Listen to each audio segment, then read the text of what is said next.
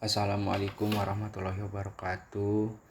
Perkenalkan, nama saya Rifat Aulia Firdatul Budiman dengan NIM L1A024143. Di sini saya akan menjelaskan bagaimana menganalisis data menggunakan PCI dari UAS mata kuliah Statistik Perikanan. Yang pertama, di sini sudah ada datanya. Setelah itu, blok pada setiap bagian sesuai parameter yang ada, fisika, kimia, dan biologi. Di sini yang pertama mungkin akan menjelaskan tentang fisika. Dia blok untuk semua. Lalu klik multivariate, klik juga pada ordination, lalu klik pada participant components atau PCI. Lalu akan seperti ini tampilannya. Yang ini diganti oleh correlation, lalu recompute. Setelah itu, ini untuk diagramnya seperti ini tampilannya. Ini akan dianalisis. Ini ada score, sudah loading plot, ada loading lagi, ada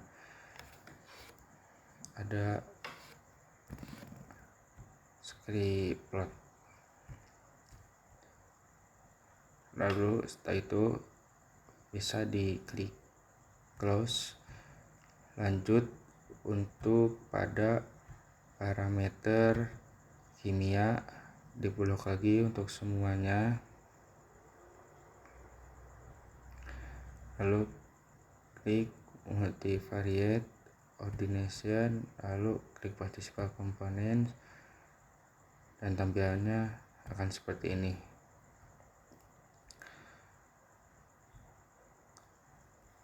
Nah, untuk ini pada scatter plotnya bisa diklik bplot, lalu row labels. Akan tampilan seperti ini. Di sini akan keluar apa saja yang akan dianalisis seperti TOM, DO, pH, fosfat, nitrat, amonia, dan nitrit dan nitrat. Lalu ada skor juga, loading plot, loading, script plot. Setelah itu bisa di close lagi. Untuk parameter yang terakhir yaitu ada biologi, parameter biologi di blok juga. Lalu klik multivariate lagi, klik ordination, lalu klik participant components atau PCI. Lalu tampilan akan seperti ini lagi. Ini bisa diganti dengan correlation. Tampilannya, untuk ini lagi akan bisa diklik plot dan row labels. Di sini ada bentos, ganti G4, larva ikan, dan plankton. Ada skor juga, ada loading plot, ada loading, dan ada script plot.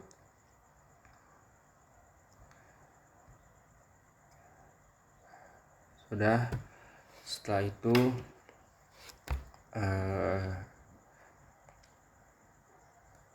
kita cari stasiun berapa saja yang bisa digunakan untuk spawning ground. Setelah dianalisis berdasarkan analisis PCA, stasiun 3 dan 4 merupakan lokasi yang paling relevan sebagai daerah pemijahan atau spawning ground bagi ikan sidat di Sungai Serayu. Pada bplot analisis, komponen utama kedua stasiun ini menunjukkan kecerahan perairan yang tinggi dan kekeruhan yang rendah.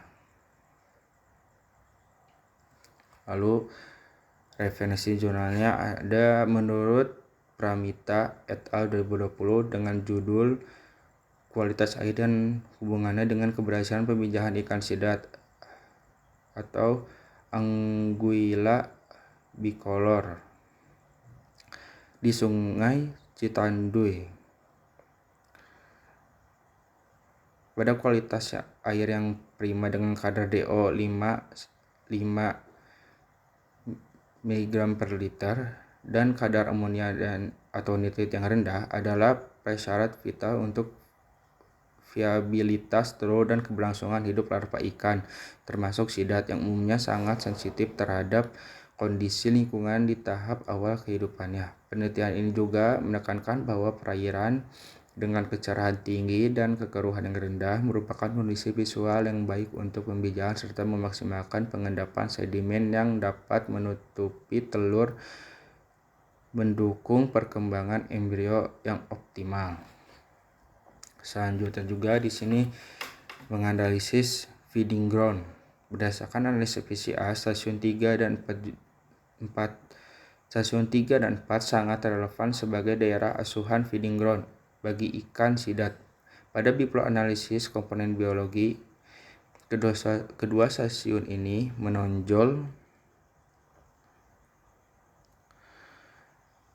berkorelasi positif dengan kelimpahan larva ikan dan ikan TKG4 atau tingkat kematangan gonad 4 yang sangat tinggi. Hal ini mengindikasikan ketersediaan sumber mangsa yang melimpah bagi ikan sidat dan bersifat karnivora dan oportunistik.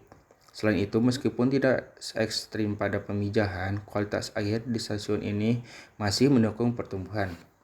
Untuk referensi jurnalnya, menurut Nur Hidayat et al. 2020, kelimpahan dan biomasa ikan target di perairan Sungai Citarum sebagai daerah asuhan ikan sidat atau Angulia SPP menunjukkan bahwa ketersediaan biomasa seperti larva ikan dan ikan-ikan kecil adalah faktor pembatas utama dalam produktivitas daerah asuhan untuk spesies predator seperti sidat.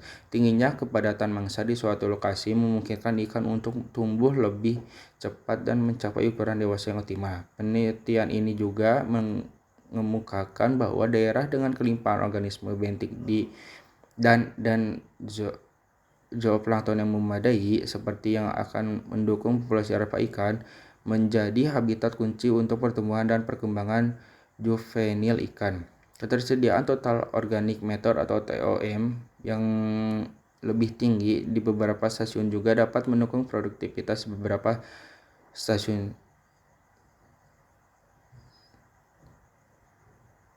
yang dapat mendukung produktivitas primer dan sekunder yang pada gilirannya meningkatkan ketersediaan pakan bagi seluruh rantai makanan di ekosistem perairan. Mungkin cukup sekian dari saya. Mohon maaf bila masih banyak kekurangan. Assalamualaikum warahmatullahi wabarakatuh.